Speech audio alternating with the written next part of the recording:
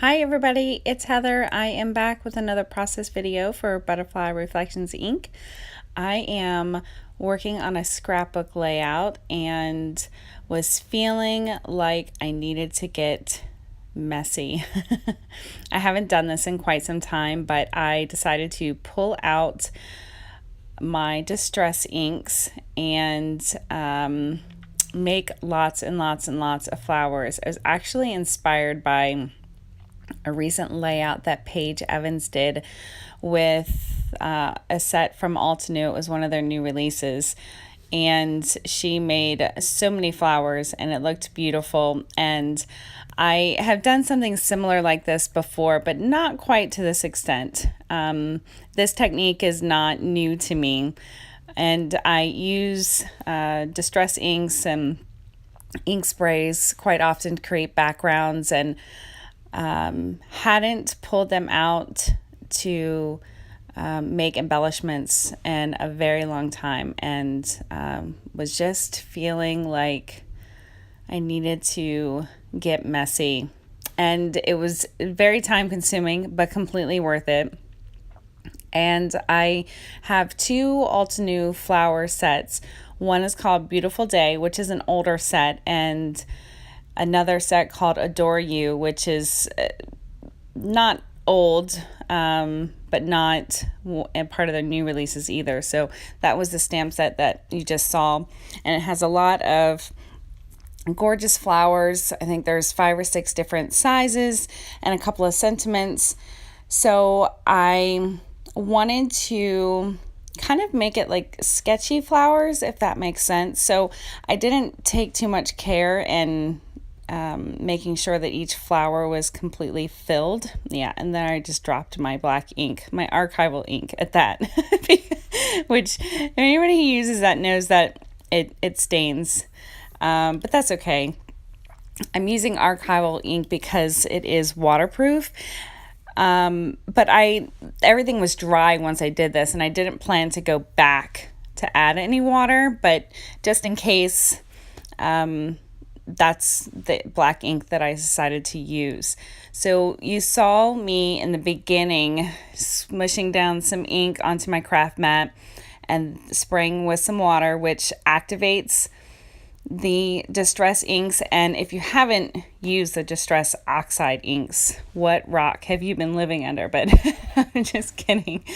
It basically not only activates the ink and it makes it more fluid, but it changes the color. It makes it a little bit more chalky and a little bit more bright. It's kind of hard to explain, but I love the effect of it. So I took probably, I don't know, half a dozen, maybe a little bit more panels of watercolor paper, and did that same process for several different shades, which you can see there. I did yellow and orange and greens. The specific colors that I used were, let me see, so cracked pistachio and abandoned coral, and let's see, what were the other ones that I used? I should have had these pulled out before I started this, right? So Salty Ocean, Broken China, peacock feathers, worn lipstick, wild honey, and spiced marmalade. And then I also used a little of the lucky clover. So I mixed some of the colors, and you can see some of the flowers are not completely filled with color, and that was intentional. I just kind of wanted to make it look messy. It's kind of messy already, but the stamp sets have, which you can see there's a few different sizes. So essentially, after all the ink was dry, I went back and I added some splatters and I added some water drops, which creates a really nice texture. And if you haven't had a chance to play with these, you definitely should. You can head over to the shop, the online shop at Butterfly Reflections Inc., and she has full sets for a great price if you don't have many, or you can buy them by themselves as well. So once all the ink was dry, I stamped out all of the flowers with my Misty, and you don't need a Misty or any sort of stamp tool to do that. It's just very helpful to cut back on the time, and because I cut out so many and die cut them all, it was just very helpful because I could do multiple flowers at once. So I went in with the larger flowers, and then I went back with the stamp block and stamped some of the smaller ones in between. I have the smaller Misty, which still holds a lot. I would actually like to get the larger one. Actually, I would kind of like the Tim Holtz new stamp one. I don't remember what it's called, but I like the fact that you could put in a larger piece of paper and it would hang over, whereas the Misty, it's sort of indented or inset. Does that make sense? Anyway, it's just very helpful to be able to stamp multiple images at once, like you just saw me doing. So those images right there from the Beautiful Day stamp set from Altenew, and I stamping them on vellum because I kind of wanted to tuck them in here and there just for a little bit more texture and to add to the sort of sketchy look.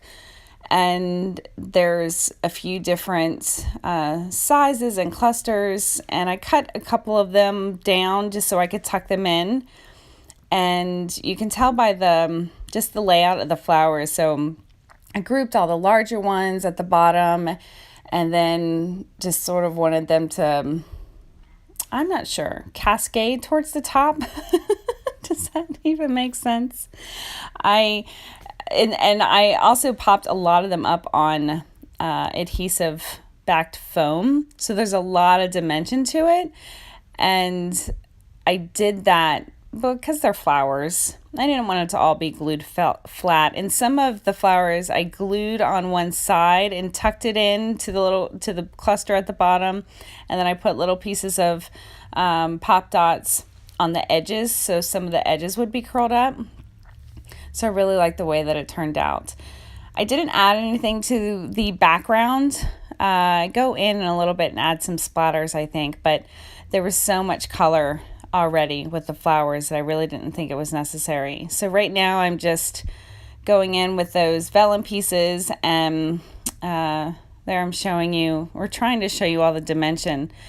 I do go in and cut off the edges. Yeah, see, I'm doing that now. I wanted the bottom to be full, like a field of flowers. You know what I mean? So I'm cutting off the edges. Obviously, can't have all that hanging over the side.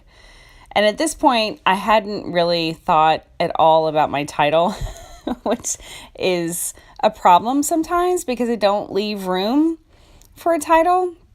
And that was my problem. I really wanted to use those thickers, but they were too big. They didn't fit. So I went back to the stamp set, and it has the sentiment, "I adore you," which I ended up cutting with my scissors very carefully. And I know some people might freak out at the idea of doing that, but it doesn't hurt the stamps. They still work just fine. So if it doesn't work for you in the the space or how it was shipped with the stamp set, you can cut them to make it work for you. And I needed to do that. So the other sentiment that was included says, "Every time I think of you, I smile." And I also cut that in two because I needed it to just be stamped down the right side of my photo, which is of my little girl on Easter. We searched high and low for that dress. Yeah, so it definitely had to get a picture of it. Actually, I got several pictures of it. She just turned 10 a few days ago, and I'm sure I'm not the only one, but that's saying 10 going on 18, that is definitely the case with us. She thought just because she's in double digits, she's a teenager now, but I had to remind her, Nope, that's not what that means. So anyway, there's not a lot of bright color in the photo. So, which is one of the reasons why I chose it, because it didn't really compete with all the flowers and the colors that I inked them in. So right there, I stamped everything on a piece of vellum first just to space it out, make sure it fit and I could get it in the place that I wanted, because even though I'm not scared, well, I take that back. It does scare me to stamp on a background because I've already glued everything else down. And if I messed it up, then that would totally throw a wrench into my plan there. So right here, I'm procrastinating, I'm hesitating, and I'm like, oh, wait, I can't do it. It is scary. So now I'm getting my ruler out just to make sure that I stamp it straight, because and it's black ink. So if I make a mistake, then, yeah, there's my hair. Sorry. It looks crazy there. But I'm really happy that I decided to go with that sentiment. I don't usually use sentiments from stamp sets for titles. They're usually too small. But I think because of all of the flowers, the proportion, that it was appropriate. I thought it mixed well. So look at all the colors. I really love the way that turned out. It was very time consuming, but so worth it. Sometimes you just got to sit down and put some ink down. It's sort of like mindless work, but it's totally worth it in the end. So I'm going back and just adding some splatters with some Heidi Swapp Color Shine from my stash. I could have gone back and used the same colors that I stamped the flowers in, or inked the paper for the flowers. In hindsight, that probably would have been best, but I didn't. Now I am adding lots of little sequins from Lucy's cards. That's what's in my little tray there. I have some that are from Pretty Pink Posh on there, and I don't recall the names of the specific sets or the mixes, but if you head over to my blog or the Butterfly Reflections Ink blog, which is in the description, it has it all listed there. So that is my finished layout. Thank you so much for watching. I really hope that you were inspired, and maybe you'll pull out some of your inks and create a bunch of flowers like this. It really was therapeutic in a way. I hope that you enjoyed it. Thanks again for watching. I will be back soon with another project. Have a great day.